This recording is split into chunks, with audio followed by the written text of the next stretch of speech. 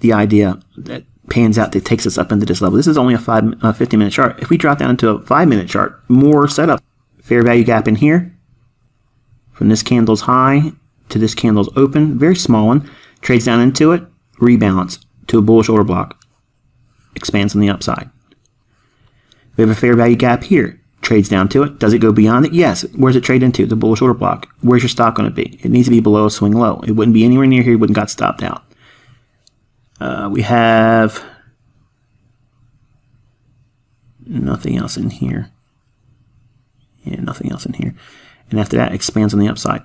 So, how could you use this information in the setup for TGIF?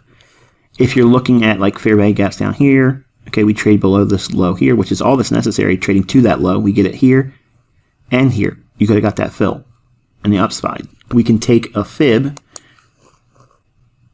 Here's our, if this is the setup we're going to be using, fair value gap.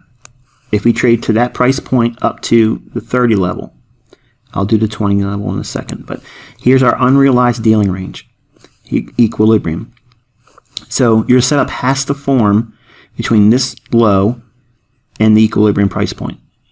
Okay, if we see a signal up here, it's lower probability. It can be there, but it's less likely to pan out.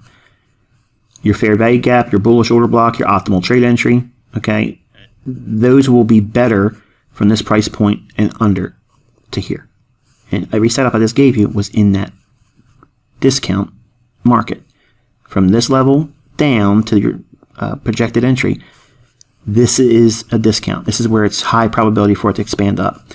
If we drop it down to the 20 level, which is here, it's really obviously equilibrium's here. It's still, we can get the fair value gap here, we can get the fair value gap here, and that's it. We missed a boat on everything else. Nothing else in here. But it allows you opportunity to expand and get range. Now, I probably went really fast with all that stuff, but trust me, we'll see a lot more of that. I introduced the unrealized dealing range last week, and I know a couple people have already emailed me. I don't understand the unrealized dealing range. You won't. I only talked about it just last week. Okay, think about how much time we've talked about fair value gaps. That's why you're here, to learn. Let me teach you, but it's going to be on my pace, not yours. I'm not going to cut corners for people. Everything is delivered the same way, through the lessons.